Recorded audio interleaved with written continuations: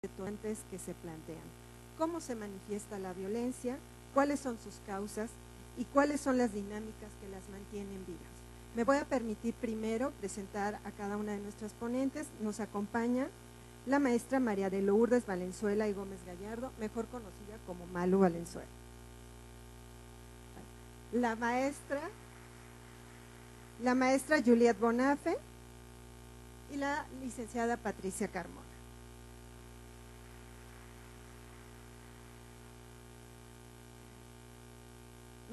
Los trabajos de la mesa iniciarán con la presentación de Malu Valenzuela. Me voy a permitir leer una muy breve reseña de todo su trabajo en la materia. Ella es licenciada en Psicología con especialidad en formación docente e investigación educativa y en formación en educadores de adultos. Cuenta con la maestría en Educación en el campo de la educación de adultos, profesora y coordinadora del diplomado Fundamentos Teórico-Metodológicos de los Procesos Educativos con Personas Jóvenes y Adultas en la Universidad Pedagógica Nacional, integrante de la Red de Educación de Personas Jóvenes y Adultas de la Universidad Pedagógica Nacional, fundadora del Grupo de Educación Popular con Mujeres, Asociación Civil, y actual coordinadora del Programa de Educación y Cambio Cultural de la misma asociación, integrante de la Red de Educación Popular entre Mujeres, asociación civil que aglutina más de 80 organizaciones de mujeres en América Latina, e integrante del grupo promotor de la Red por una Cultura de la Paz. Me permito dar la palabra a Malu Valenzuela. Bueno, muchas gracias por la invitación a este foro. Me parece que venía yo platicando con una de las compañeras que trabajan en las Melisas, que creo que cada vez más hay ONGs, mujeres, academia y programas de gobierno que de una u otra manera hemos trabajado el tema, y son pocos los espacios en donde se da la posibilidad de platicar, de discutir, de analizar y de unir fuerzas para que realmente podamos ir construyendo como nuevos programas o modelos de intervención que hagan verdaderamente como una realidad otras formas de educar bajo una cultura de paz y de igualdad entre los géneros. Yo he denominado, ahí nos va a hacer Laura la posibilidad de darle como al power, y yo he denominado esta ponencia contra el bullying como banalización de la violencia, eduquemos para la paz. En esta ponencia yo voy a tratar 3 temas. Uno es una crítica a la manera como se ha tratado el problema de la violencia a través del bullying. El segundo punto, voy a hablar sobre la cultura de paz y la educación para la paz, importante aspecto para arraigarlo y desarrollarla en las escuelas. Y el tercer punto, voy a abordar una experiencia que realizamos el año pasado en 100 escuelas del Distrito Federal de Educación Básica, en donde formamos a niñas y niños mediadores de conflictos que trabajaron con sus pares en sus escuelas. Poco también respondiendo a las preguntas que nos hacían, yo quisiera empezar diciendo que para nosotras, y estoy hablando del Grupo de Educación Popular con Mujeres, que es con quien hemos desarrollado estos programas, la violencia es muy compleja y por demás cruda, problemática que enfrentan los niños, las niñas en el entorno familiar y escolar. Esta problemática para nosotras ha sido minimizada o quizás no atendida tanto como el fenómeno al que se le ha denominado, al que se le haya llamado bullying. La problemática del bullying es tan solo uno de los innumerables hechos de violencia que viven las niñas, los niños, los jóvenes en las escuelas, en sus hogares y en las calles. La violencia en el entorno escolar, digamos, no es, por eso digo que no solo es un problema del bullying, no es un problema exclusivamente que del maltrato persistente que viven los niños y las niñas en las escuelas, sino el problema de la violencia es mucho más amplio. La violencia escolar, como digo, es más amplia, más extendida, incluyendo la que viven las y los maestros, quienes reciben malos tratos del personal directivo, de los papás y las mamás, de los propios alumnos, muchísimas presiones de carácter sindical, administrativa, etcétera, bajos salarios, enfermedades que no son tipificadas como laborales, riesgos relacionados con el crimen organizado o con grupos delincuenciales. Tales hechos no son tomados en cuenta porque hoy el magisterio está estigmatizado y devaluado socialmente y económicamente. Lo grave es que hemos estado empezando a hacer una investigación sobre la violencia que vive el magisterio y es muy curioso que tanto a nivel nacional como en otros países del mundo no hay una investigación que hable sobre la violencia que vive el magisterio. Y si cualquiera que ustedes sean maestros y maestras, ustedes podrán llenar mucho más investigaciones sobre el maltrato, mobbing o como le quieran decir, lo que vive el magisterio hoy en día. Es triste porque reciben fundamentalmente, digamos, como coloquialmente podría ser palos, y muy poco se les pregunta cómo les ayudamos para que desarrollen su trabajo educativo. Igual, bueno, no podemos decir, igual de las directoras, los directores de las escuelas, que también son objeto de violencia por la presión de carácter administrativo. O sea, esta cuestión de combinar ser líderes educativos es muy difícil para quien está al frente de una escuela, porque tiene muchas presiones de carácter, esto de llenar formatos, de entregar información, etcétera. No se diga de carácter sindical, de qué corriente es, a quién está apoyando, y bueno, y propiamente educativa, ¿no? O no cuentan con la capacitación debida para atender los tantos problemas que hoy son depositados en el ámbito escolar. Antes era muy claro, o sea, yo me acuerdo hace 15 años que empezamos a trabajar, o 18 años que empezamos a trabajar lo de género de educación en las escuelas de educación básica, nos decían, el problema de este niño o niña viene de su casa y ahí no nos metemos. Hoy no es cierto.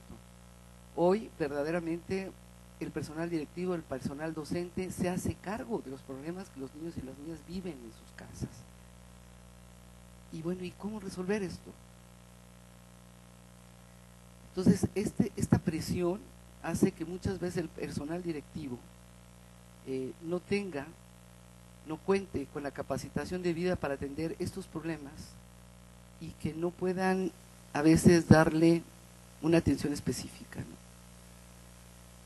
Y incluso a poder resolver las tantas presiones que tienen de carácter educativo, como los exámenes, de poder cubrir los estándares que se les exige, porque bueno, tienen a veces el alumnado o la matrícula que tienen en la escuela enfrenta condiciones de mucha pobreza y de mucha marginalidad.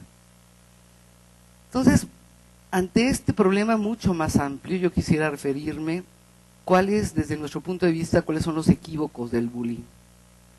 El bullying hoy en día ha sido un punto focal de atención.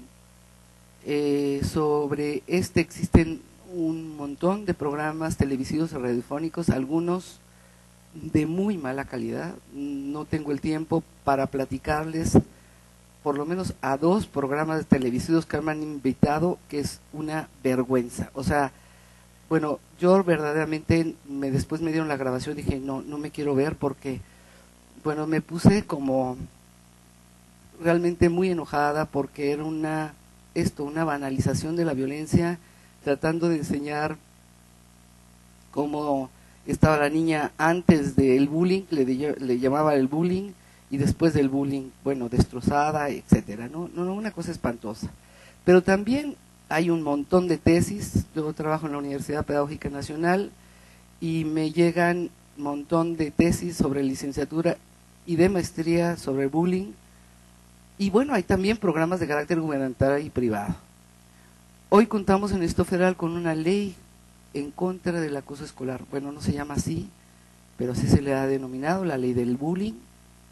Y bueno, por más que hicimos, y por más que planteamos, se queda muy, muy corta, la ley, y esta misma ley se está presentando en el Senado para su discusión a fin de que pueda aprobarse a nivel nacional. Por ello es urgente y es necesario hablar sobre los equívocos en los que ha incurrido el bullying. ¿Cuáles son estos equívocos? Me parece que una de las cosas más graves es que se confunde teóricamente el bullying con la violencia, siendo que el primero, o sea, el bullying, es solo una manifestación de la violencia. Y hay hoy el verbo bulear, ¿no? No me buleas, y si te están buleando hay que decirlo, etcétera, ¿no? O sea, esta cuestión lo discutíamos muy seriamente con el secretario de Educación del Distrito Federal pasado, porque ahora es senador, que es el que está promoviendo la ley del bullying en el Senado. Decíamos, es un equívoco fuerte, porque entonces estamos dejando de lado la gran cantidad de manifestaciones de violencia que existen en el entorno escolar. Y me refiero a la violencia de género, al abuso sexual, la trata de personas y con ello la explotación sexual comercial, especialmente hacia las mujeres y las jóvenes, el secuestro, el robo, la pornografía infantil, entre otros tantos hechos más de carácter estructural y cultural que son palpables en nuestra dolorosa realidad.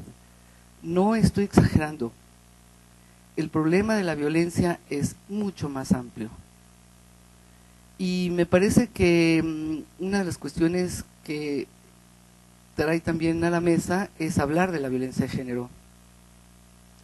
Pues a pesar de todos los esfuerzos que se han realizado para eliminarla, es impresionante cómo el sexismo sigue campante en todos los niveles educativos sin poder atender razones por las cuales se discrimina a las mujeres, a las jóvenes y a las niñas. Hoy las maestras y los maestros se quejan de que la violencia, que es mucho mayor la violencia que ejercen las niñas que estudian en las secundarias, más que los niños, porque se defienden a golpes o porque le entran a defender sin ninguna herramienta. Las chamacas entran verdaderamente a pelear lo que creen que es suyo. Y entonces podemos decir que efectivamente los niños y las niñas, por lo menos en las secundarias, los últimos años de las primarias, están desatados, pero porque no encuentran una forma de canalizar esas problemas, esas formas de valorarse, de defenderse y de ejercer, entre comillas, lo que piensan que son sus derechos. O sea, a golpes no se defiende nada, ¿no? Que de que tienen derechos sí es cierto, pero no se defienden a golpes. Por el contrario, se dejan de lado esas formas de relación que están ligadas a conductas de tipo sexual. O sea, el enamoramiento, la violencia del noviazgo de los jóvenes en los últimos años de primaria y secundaria son brutales.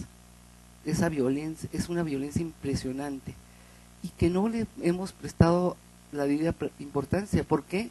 Pues porque está cancelada la posibilidad de tener educación de la sexualidad. No estoy hablando de la educación sexual solamente, de la sexualidad en las escuelas.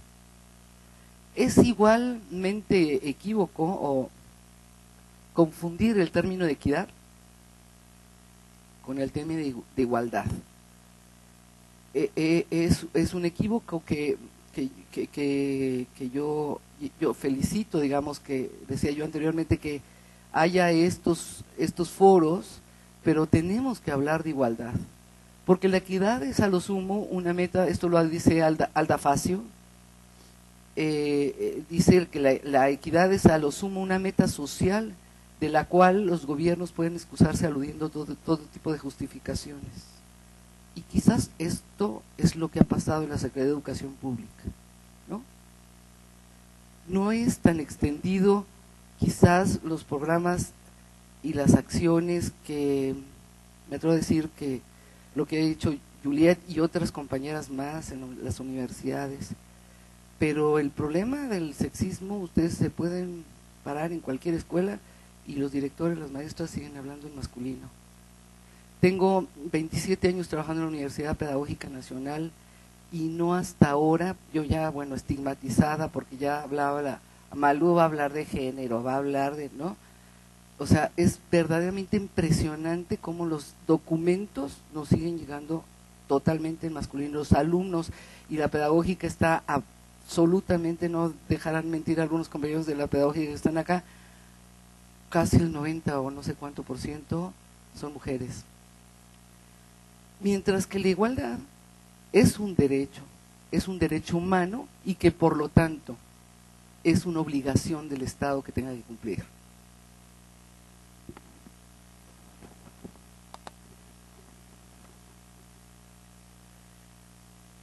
Pero quizás lo más grave desde mi punto de vista en esto de los equívocos del bullying es casi de manera, que se trata de manera casi exclusiva, se criminaliza a las alumnas, a los alumnos, depositando en ellas y ellos el terrible peso de la violencia que hoy aqueja a la sociedad entera.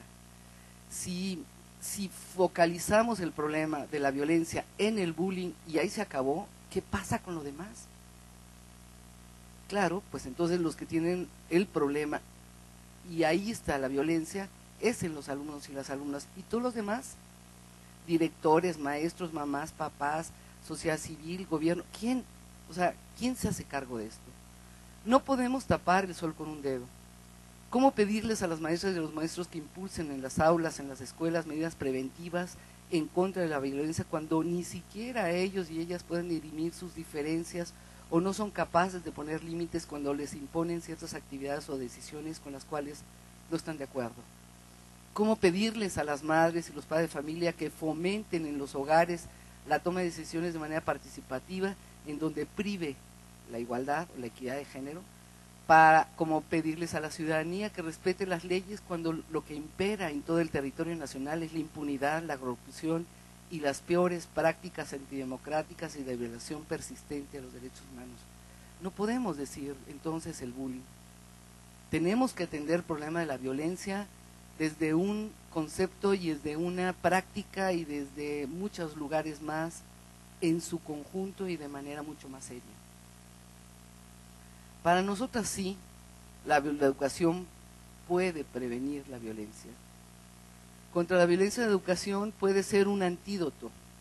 No quiere decir que le erradique, dado que tiene hondas raíces.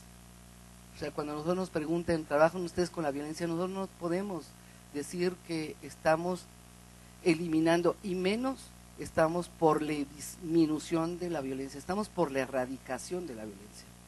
Pero el trabajo educativo que nosotros hacemos apunta a prevenirla, no a erradicarla. Y eso también es un problema de carácter metodológico, estratégico y conceptual. Porque la educación a la que hago referencia tiene que mirarse desde el enfoque de los derechos humanos, desde la perspectiva de género y la cultura de paz. A pesar de la importante cantidad de leyes que se han decretado en nuestro país en los últimos años, en torno a los derechos de la infancia y la juventud, las cuales mandatan a instancias de gobierno y en particular a la Secretaría de Educación Pública, velar y garantizar por tales derechos, existen pocos programas, a los que existen y que tienen muy poco alcance, que son temporales, porque no tienen los recursos, o sea, siempre nos dicen no hay recursos económicos. No es un problema exclusivamente de dinero, en serio. Nosotros estamos trabajando hoy en las escuelas con muy poco dinero, y sin embargo estamos como sociedad civil completamente comprometidas a que el trabajo que estemos haciendo avance y haga sinergia con otras instituciones. No es un problema exclusivamente de dinero, ¿no? Pero es sí de voluntad política para arraigar una cultura de paz y no violencia dentro y fuera de las escuelas. Quisiera referirme hoy a la cultura de paz y la educación para la paz. No es que no haya un marco que nos obligue, ya hablaba yo de las leyes, que han sido parte de los esfuerzos que otros países han realizado y que hoy forman también parte de nuestra realidad legislativa. Pues cabe señalar que México, en términos de lo que significa la cuestión de la cultura de paz, firmó los acuerdos de la Asamblea General de las Naciones Unidas en 1999, en la que se aprueba la declaración y el programa de acción sobre una cultura de paz. En la ponencia que va a quedar como parte de la memoria estoy poniendo algunos fragmentos de esta declaración, pero los invito y las invito a que ustedes vean la amplitud de tal declaración y tal programa. Antes de esta Asamblea de las Naciones Unidas, la cultura de paz fue definida en los años en 1996, cuando se hizo la Conferencia General de la UNESCO, la Conferencia de Ministros, y la definieron como el conjunto de valores, actitudes y comportamientos, modos de vida, de acción, que imperándose en ella reflejan el respeto a la vida de la persona humana, de su dignidad y sus derechos, el rechazo a la violencia, comprendida todas las formas de terrorismo, la adhesión a los principios de libertad, justicia, solidaridad, tolerancia, entendimiento tanto entre los pueblos como los grupos y las personas. Así de amplia, así de compleja. Esto sí nos da horizonte, la violencia no nos da horizonte, el bullying menos aún.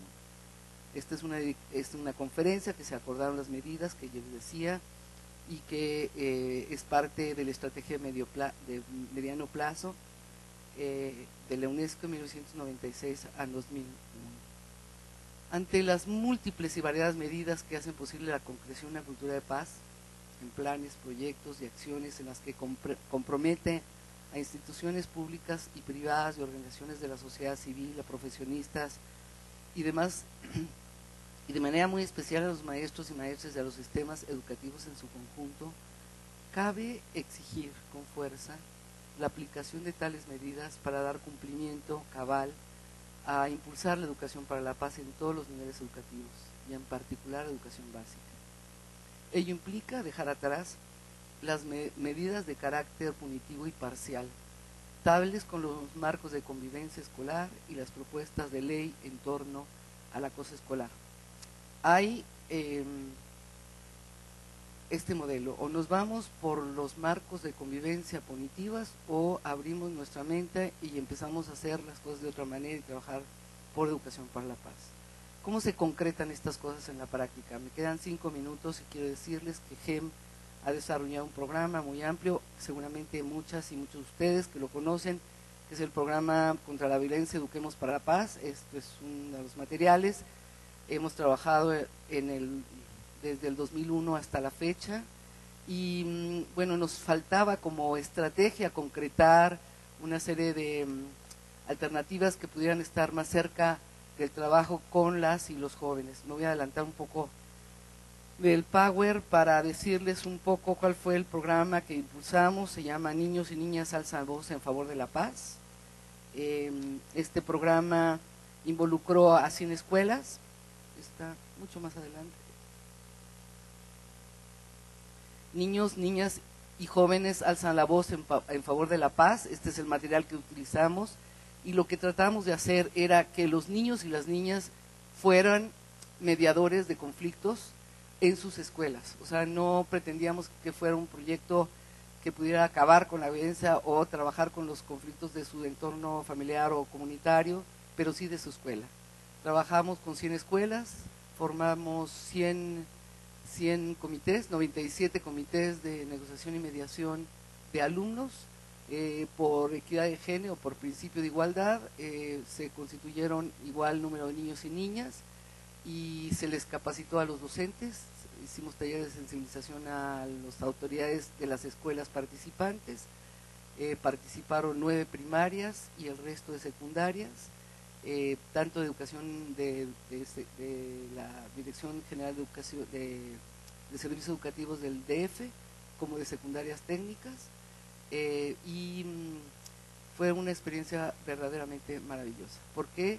Porque entonces empezamos a trabajar no a preguntarles cuál es el problema de la violencia, sino qué hacían ellos y ellas con la violencia, cómo podríamos generar con ellos una alianza, una propuesta, lo que fuera, pero que ellos tomaran en serio el problema de la violencia en la escuela. Y la respuesta fue maravillosa, porque entonces nos empezaron a platicar de las problemáticas, cómo las sentían, cómo las vivían, cómo las resolvían y que necesitaban ayuda. Este es un programa de participación infantil y juvenil auténticamente, que permite, no porque nosotros lo hayamos hecho, sino porque esto se ha hecho en otros países y se han dado resultados, sino porque estamos apegados a las necesidades y los intereses de los niños y las niñas. Este esfuerzo fue acogido por muchos directivos, por muchos maestros. Algunos otros no nos permitieron, digamos, como avanzar más porque no creían, porque están muy acosados por la violencia que vive en las escuelas. Pero yo creo que es una salida, el poder involucrar, darles la voz, darles la participación. Hoy en México está legalizada el que los niños y las niñas puedan opinar acerca de los problemas que les aquejan. Es legal esto, y sobre todo en esto federal. Pero no es así que tengan legalizada la participación en estos problemas que les aquejan. Entonces hay que legalizar una instancia como Ombudsman, Ombudschild o Ombuds niño, niña, en donde me parece a mí que el lugar propicio sería el tener estos comités de participación, estos comités de mediación y negociación en las escuelas como el ámbito natural en donde los niños y las niñas crecen, se desarrollan y participan. No solo hicimos eso, sino que también hicimos una feria en donde participaron papás, mamás, maestros, directivos, etcétera, en donde todos y todas pensaron qué hacían en su escuela en favor de la paz y la no violencia. Esto se llevó a la televisión y al radio, hicimos spots de radio y televisión para divulgado. Traje por ahí un montón de carteles que no sé dónde quedaron, que los traje para regalarlos, por ahí quedaron y se los regalo, por ahí están. Y hicimos también un foro, terminamos con un foro en donde todas las instituciones participantes, que eso fue también un logro. Nosotras no estábamos por trabajar solas, no creo que el problema, como empecé diciendo, se arregla ni separadas, ni desarticuladas, y menos peleadas. O sea, este esfuerzo que hacemos suma, multiplica, no divide, y menos aplica la raíz cuadrada, porque entonces sí nos quedamos sin nada, ¿no? Entonces sí queremos hacer alianzas, sí queremos ser sinergia, y trabajamos muy de cerca con la Secretaría de Educación Pública aquí en el Distrito Federal, digamos la federal, la Administración Federal de Servicios Educativos del Distrito Federal. Trabajamos con la Comisión de Derechos Humanos del Distrito Federal, estuvieron presentes muchas ONGs alrededor, acompañando, discutiendo, y yo creo que es la única manera, el que realmente podamos decir estamos juntos en una instancia muy amplia, muy plural y diversa, en donde nos podamos poner, si hay un 10% donde nos podemos poner de acuerdo, bienvenido ese 10%, y las diferencias creo que podremos ponerlas en otro lugar. Yo quiero decir que, digamos, no solo el foro concluyó contándolos y las niñas y los niños cómo resolvían los conflictos, ahora siendo mediadores y mediadoras en su escuela, sino cuáles eran sus demandas para poder convertir estas en políticas públicas. Claro, por supuesto que se llevaron la felicitación de todo mundo. Hay anécdotas verdaderamente elocuentes en donde los papás, las mamás, los directores felicitaban a estos niños y niñas que fueron parte de esta experiencia. Y yo quiero decirles que esto es como una prueba en donde sí nos puede servir, concretar esta cuestión de la cultura de paz, más allá de todos los esfuerzos. Yo diría, volteemos del bullying a la cultura de paz, a la educación para la paz, y hacer una experiencia de esta naturaleza por el bien de esta infancia, de esta juventud y por el bien de todo México. Muchas gracias.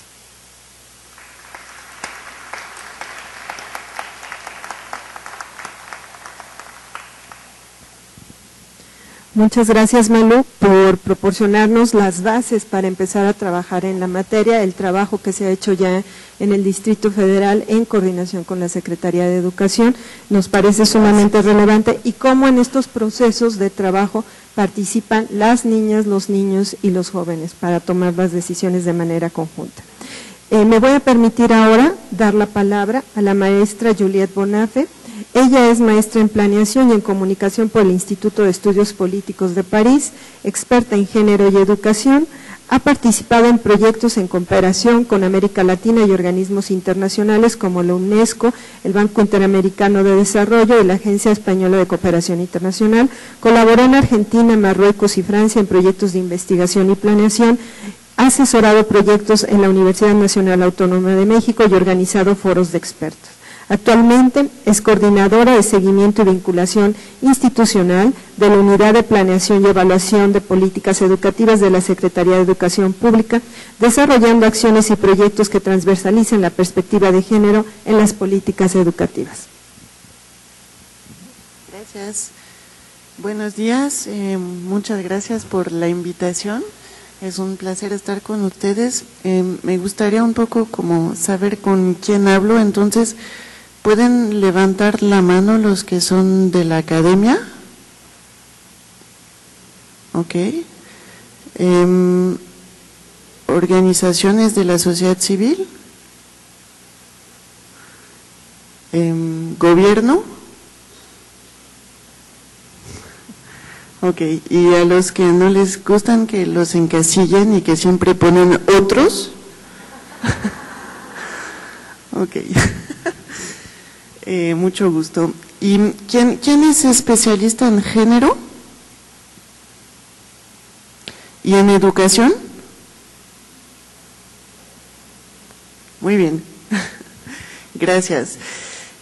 Les voy a presentar hoy los resultados de un estudio que hicimos a finales de 2008, principios de 2009, desde la Secretaría de Educación Pública junto con UNICEF y con el CIESAS, porque había como muchos estudios de casos sobre violencia de género en las escuelas, pero estudios de caso, digamos, más cualitativos que cuantitativos, y nos hacía falta una base diagnóstico que tuviera representatividad a nivel nacional sobre este tema.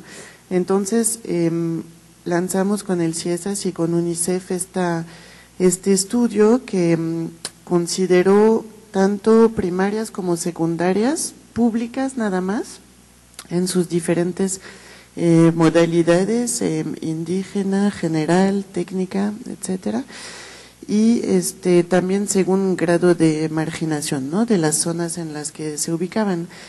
Y de ahí sacamos luego una publicación que se llama Informe Nacional sobre Violencia de Género en la Educación Básica en México. ¿Quién lo conoce? Muy bien. Ok. Para los demás, perdón, lo voy a presentar. Entonces les quiero como resumir un poco los resultados, porque en realidad es la primera vez, no solo en México, sino en América Latina, que se hizo un estudio con representatividad a nivel nacional sobre violencia de género en escuelas. Ahora están haciendo el mismo estudio, agarrando como modelo en Nicaragua, lo están haciendo, y otros países de América Central se están interesando en poder contar con este diagnóstico.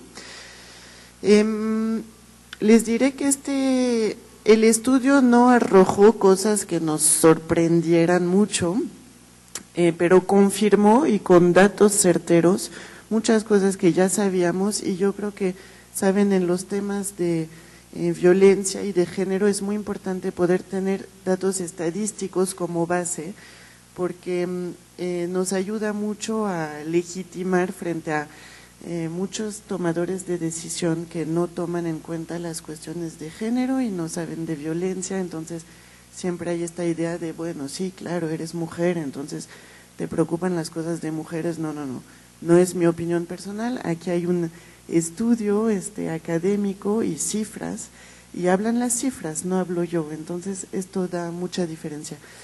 Pero vaya, la primera conclusión del estudio, se la pueden imaginar, es que hay violencia de género en las escuelas, en todo el territorio nacional, igual que en toda la sociedad mexicana. La escuela es parte de la sociedad, entonces obviamente no está, o sea, no es que haya más violencia en las escuelas que en la sociedad, es que hay al igual, y se dan estos fenómenos mucho también en la escuela. La segunda conclusión principal es que la violencia en la escuela, yo creo que igual que en la sociedad, no se visualiza como tal.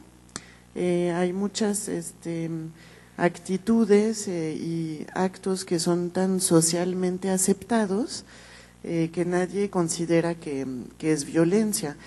Les puedo dar el ejemplo que todos utilizamos del fútbol, ¿no? En el patio de recreo siempre los niños juegan fútbol y las niñas están como sentadas platicando en un rincón del patio. Entonces, cuando platicamos con maestros y maestras, siempre me dicen, maestra Juliette, con todo respeto, ¿qué más le da que los niños jueguen fútbol en el patio? Si esto no es violencia. Y siempre es como la misma explicación de, ok, no ves violencia física en este caso, pero reproduce la separación entre espacio público y espacio privado, es decir, las niñas como las mujeres siempre confinadas en un espacio reducido y los niños ocupan todos los espacios públicos como espacio público entendido como también espacio político, o sea, espacio en la ciudad, en el trabajo, etcétera. Y por otro lado importa también porque entonces los niños desarrollan habilidades al jugar fútbol, obviamente, que las niñas sentadas no desarrollan. Hasta lo podríamos decir al revés. Las niñas están desarrollando habilidades de comunicación, sentadas hablando, que los niños jugando fútbol no están desarrollando. O sea, va para los dos sexos, digamos. Entonces sí importa, porque cuando luego decimos, pues, no importa que la niña no juegue fútbol, de todos modos hay muchas más cosas que el fútbol y además ni le sabe pegar a la pelota, claro, porque nunca pudo desarrollar esta habilidad. Entonces, desde ahí podemos ver una violencia social, cultural, que se reproduce en la escuela y que de ahí se desatan, como sabemos, muchas otras violencias. La tercera principal conclusión de la violencia del estudio es que la violencia tiene que ver con problemas de aprendizaje y con deserción escolar. Está vinculado, obviamente, digamos, una educación de calidad se da en un ambiente favorable al aprendizaje. Si hay violencia en la escuela, el ambiente no es favorable al desarrollo ni al aprendizaje y por lo tanto genera problemas de aprendizaje y de deserción. Les voy a leer de la parte cualitativa del estudio, salieron unas frases que muestran cómo este malestar puede generar deserción. Les aviso que elegí las frases más fuertes, más amarillistas, que no todo es así en las escuelas de México, ¿no? Pero sí existe y es importante tomarlo en cuenta. Una niña de Veracruz, la peor cosa que odio es que algunos compañeros que son muy rudos y no respetan a las niñas, y son 3 niños que el maestro prefiere. Entonces, el maestro, yo creo, sin querer, hace una diferencia entre niños y niñas. Violencia de género en la escuela. Un niño de Chihuahua, a mí no me gusta el gandallismo, el abuso, porque hay mucha inseguridad en la escuela. No, o sea, no sienten la escuela como un lugar seguro. Y Oaxaca, niño, primaria, odio la entrada, el salón, trabajar con el maestro, porque siempre me anda criticando porque soy de casa, hogar y nos insulta. Entonces, a ver, en general los docentes, maestros, directores, directoras dicen, sí tenemos problemas de violencia en la escuela, pero nos viene de la familia y del hogar. Y es lo primero que contestan siempre los actores en el sector educativo. ¿Qué quieres que hagamos con esta violencia que viene de fuera? Es verdad, o sea, lo decía Malú también, hay algunas, obviamente los niños que sufren y las niñas violencia intrafamiliar, no es que dejen todo en la casa, llegan mal a la escuela y esto influye, ¿no?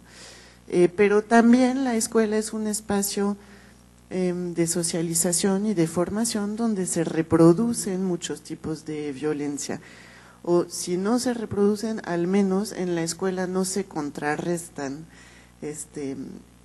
estas situaciones. ¿Saben qué es el currículum oculto? la educación silenciosa. Es la idea muy sencilla de que si digo a mis niños en la casa que no pongan los pies en el sofá mientras yo tengo los pies en el sofá, lo más probable es que pongan los pies en el sofá, no por mala onda, sino porque imitan lo que hago y no escuchan lo que digo.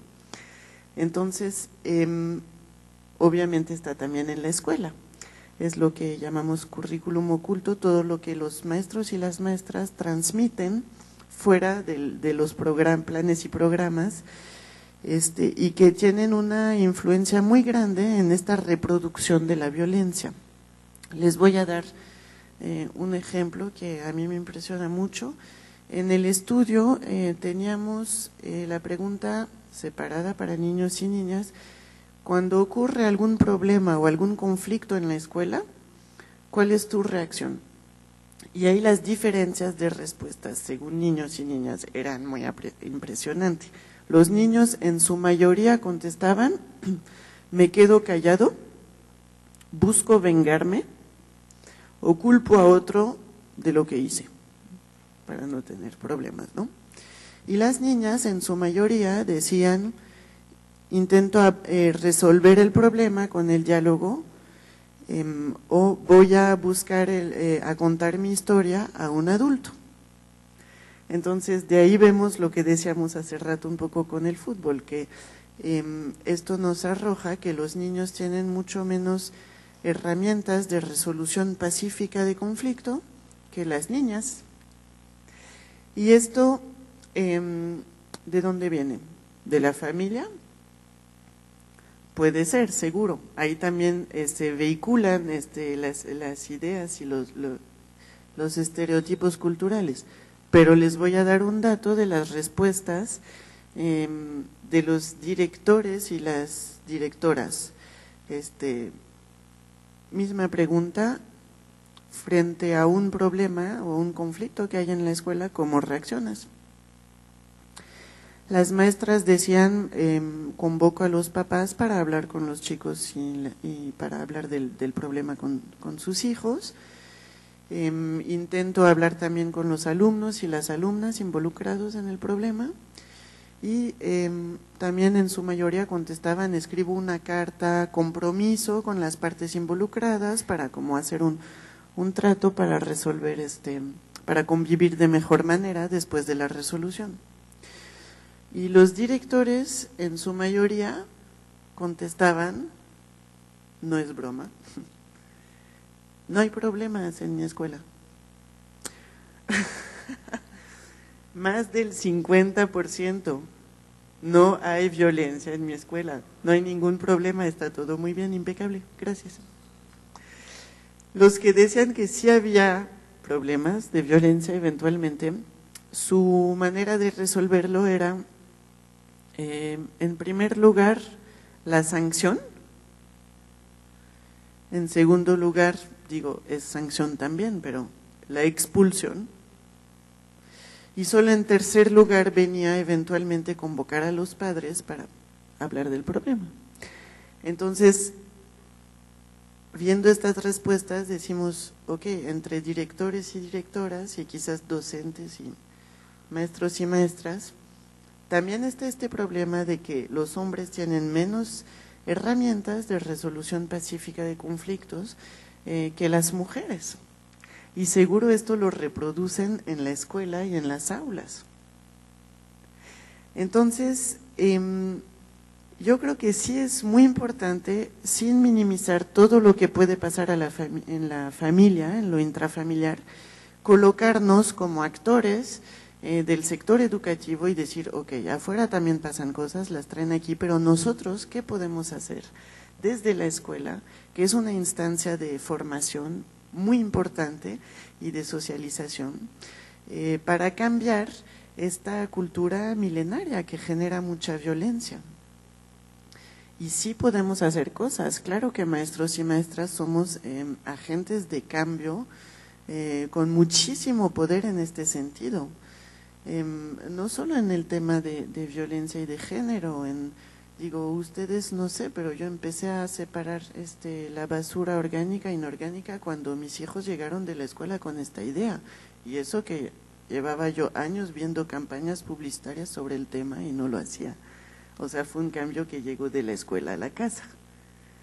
Y yo creo que docentes, los y las docentes tienen este poder, por supuesto. Hicimos una serie para docentes, digo, no los traigo, no es la idea presentárselos, pero por nivel escolar, unos para preescolar, primaria y secundaria, con la UNAM aquí presente,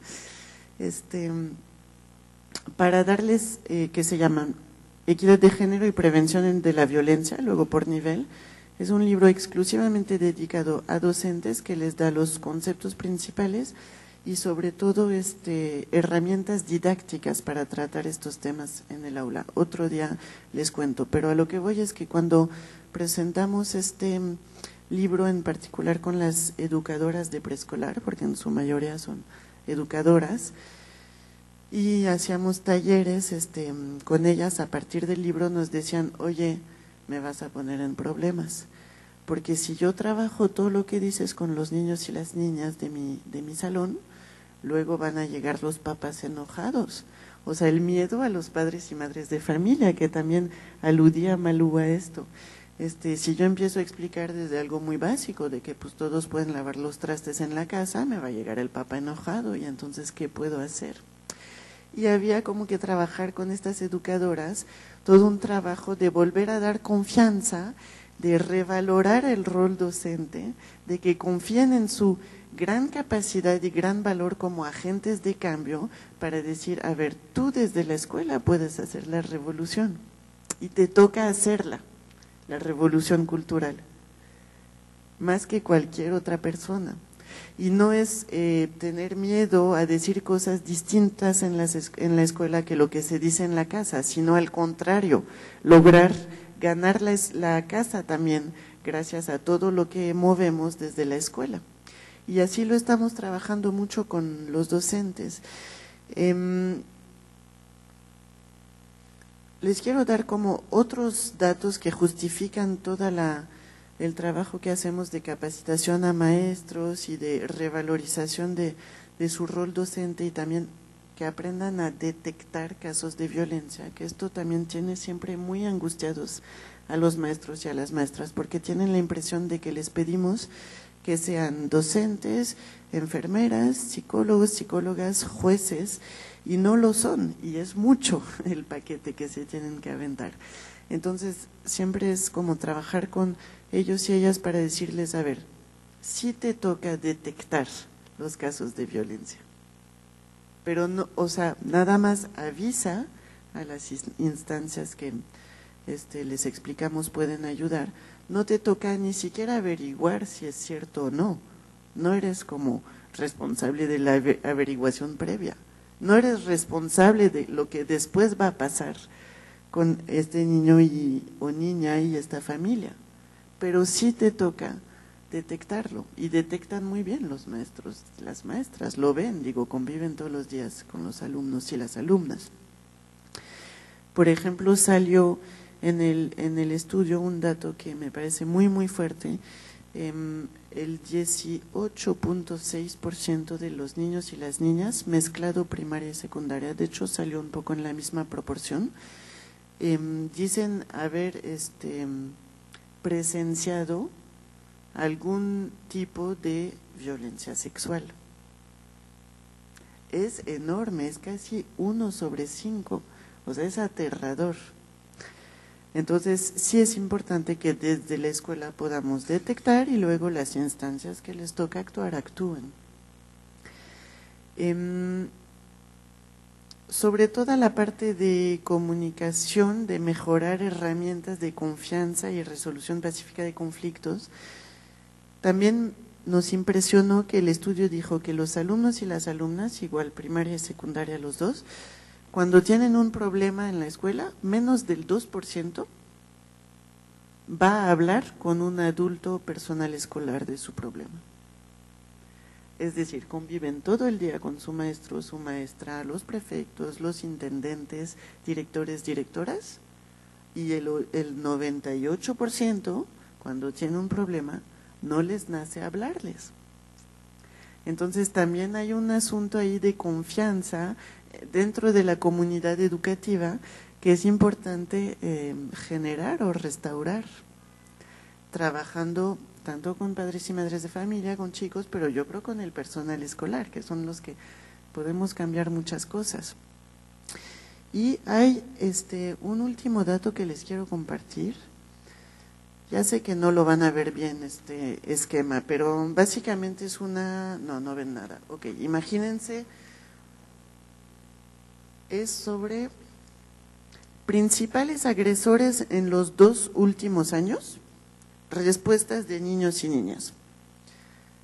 Abajo tienen obviamente las barras más largas, pues fue un compañerito o una compañerita, ¿no? Que se sintió agredido por sus pares, ¿no? Y que ahí nos remitimos o al bullying que mencionaba Malú o a cualquier tipo de, acuérdense de sus patios de recreo, pues.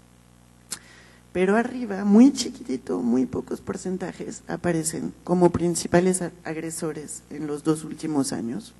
Directora, 2%. Director, casi 3%, conserje, casi 3%, maestra, 4.5% y maestro, 7.2%. Entonces, cuando lo vemos así, digo, cuando lo enseño a la gente siempre dice, mira, todo bien, es entre chicos y chicas. Y dices, a ver, ponte a sumar director, directora, conserje, maestra y maestro, y no, sí pasa algo. Sí es muy importante trabajar también esta parte, porque me acuerdo que cuando sacamos el libro, lo presentamos al público y a medios, luego los medios de comunicación sacaron el dato que más del 90% de los alumnos y las alumnas habían declarado haber sido objeto de insulto o burlas en las escuelas en los 2 últimos años, y lo sacaban como el peor dato del estudio, ¿no? Que casi todos los niños y las niñas dijeron, pues sí, a mí en la escuela alguna vez me han insultado o se han burlado de mí y sentí feo. Bueno, acuérdense hasta de sus relaciones con sus hermanos y hermanas, o sea, vaya, me parece muchísimo más grave estos porcentajes chiquititos que vienen de la violencia ejercida por adultos en el marco de la escuela, ¿no? Y que tenemos que trabajar también. ¿Cuánto tiempo me queda? Perfecto. Bueno, entonces, a grandes rasgos es lo que les quería contar. Tenemos… este diagnóstico salió entonces a principios de 2009, desde entonces nos basamos en él para, desde la SEP y con muchas contrapartes, trabajar justamente en prevención y atención de la violencia en las escuelas. Son varias acciones que no les cuento aquí, pero si algún material les interesa, no sé si podemos proyectar mi mail. Está el libro para, a ver, les digo. El libro para docentes de preescolar. El libro para docentes de primaria, olvídenlo, está agotado, pero lo tengo en digital. Y el libro para docentes de secundaria también puedo dar algunos. Esto por una parte. Por otra parte, ¿te lo sabes? jbonafe@cep.gov.mx. Les digo esto porque los mails que voy a recibir que dicen, dame todos tus libros, ni contesto. O sea, tenemos poquitos ejemplares, por favor pidan el que sí van a leer y que les puede servir, ¿sí? También nos quedan unos ejemplares del informe nacional. Para los que no sé quién trabaja en qué, pero una experiencia de atención a violencia, empoderando a la figura en secundarias de las orientadoras escolares que siempre tienen un perfil de psicóloga o trabajadora social, con doble N, perdón. Pueden también, díganme que quieren el librito del servicio de apoyo, digo, para que compartamos experiencias de atención. Los que hacen, no sé, tipo talleres en escuelas sobre estos temas, se llama Caja de Ideas. Esto en serio pídanlo solo si lo van a usar porque tengo muy poquitos y es una joyita. Es como un fichero donde pueden sacar, según lo que les interesa, se explica cómo hacer todo el taller. Según si es avanzando contra la discriminación, hablemos de género, no sé, hay como 20 opciones. Que por favor úsenlo, se hizo con dinero público y es para todos y todas. Y creo que ya con esto tienen, luego les cuento si hay otras cosas. Muchas gracias.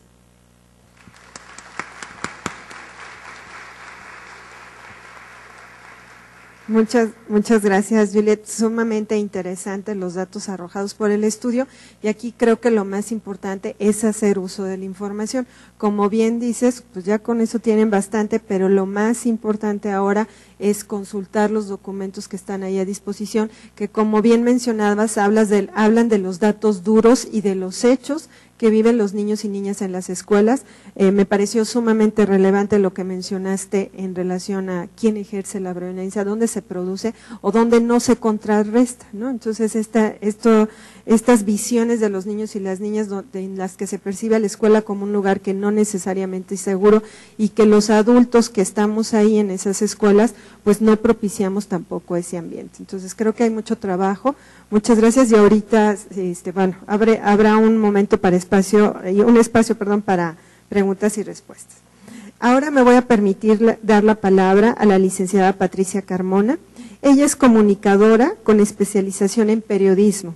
Ha recibido formación en derechos humanos, comunicación para la incidencia en política pública, género y masculinidades, con experiencia en medios desde el año 1996, tanto en radio, periodismo escrito e internet. Ha desarrollado su trabajo en el campo de los derechos de la infancia desde la perspectiva de género con periodistas mediante talleres y observatorios de medios. Ha editado publicaciones, además de ser autora de informes estadísticos de monitoreo de los derechos de la niñez y propuestas de política pública para la igualdad. Es consejera editorial del periódico Reforma e integrante de la Subcomisión para Prevenir y Erradicar la Violencia contra las Mujeres en el Territorio Nacional. Asimismo, contribuye a visibilizar la importancia del trabajo con hombres desde la comunicación y la incidencia en políticas públicas como coordinadora del Programa de Posicionamiento Público en GENDES, organización